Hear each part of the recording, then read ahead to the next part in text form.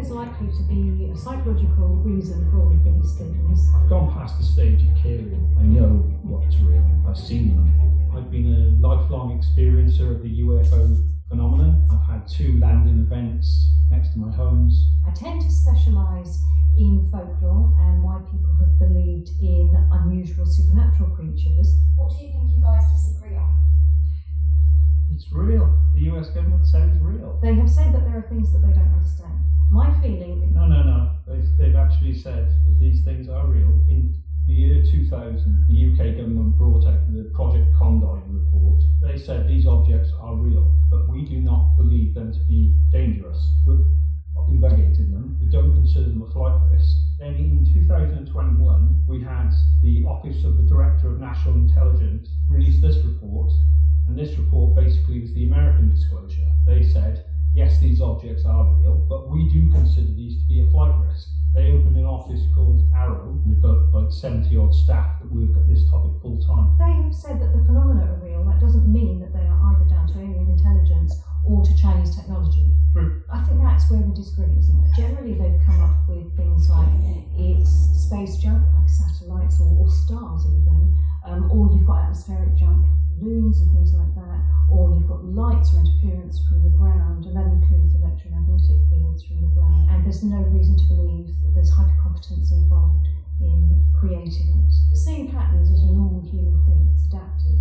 But some people see patterns more than other people do, and they won't always get the right ones. What do you think it is? I don't particularly think that it is aliens. A good percentage of these are craft that we have developed ourselves. I happen to know that we're much more advanced with technology than has ever come out. There's currently a race going on between the Western countries, basically, and Russia and China to develop these technologies. They say with studies that have been done, between 8 to 5% are anomalous. Everything else can be identified. For me, that is a time travel aspect. But you are aware, I'm sure, that our present understanding of physics is that time travel isn't possible. Yeah. So that would be a quantum leap ahead of what we generally know.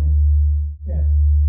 Part of the reason we don't have full disclosure is because it's so complex. The aliens that are seen are basically us from the future. The tall greys that are described, the small greys, are bio-robotics. They've no empathy, etc. We think they're AI. We had the 2004 Nimitz incident with what they call a tic-tac shaped craft. Were you aware of the explanation by Mick West that it had been a similar naval plane from a good distance away, probably 30 miles, and that the heat haze had sort of taken the rough edges off the shape? Mick West develops video games, I believe. He's not really an expert. I prefer to believe the actual US Navy. They came out with a report on Tic Tac, and they even said themselves that there were objects under the water as well as above the water. The Tic Tac moved at 70,000 miles an hour. It was tracked. There were 3 different pilots that saw it, and they've all given testimonies. I think there's likely to be a psychological and neurological and socio-cultural reason for all of these things. These are some of my favourite objects, pulp magazines from the mid-20th century. The reason I like these so much is because they show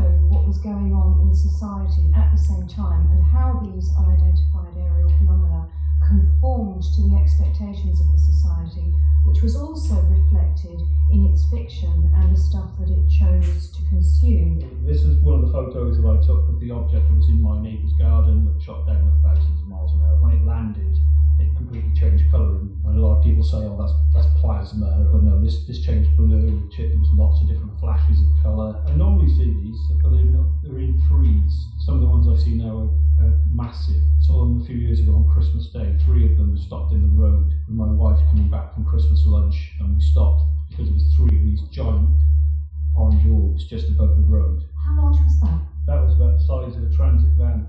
Did your wife see the 3 as well? Yeah. But my wife has got absolutely no interest in this topic and hates me being involved. Because of the stigma, I didn't tell anyone. I've had this literally my entire life, and I never told my family until a couple of years ago. I told my mum because I'm getting older and I wanted to get it off my chest, and I wanted to ask her about the missing time event that I had when I was 15, because I wanted to know if she knew that I'd been gone for a few hours. So, sorry, I get emotional.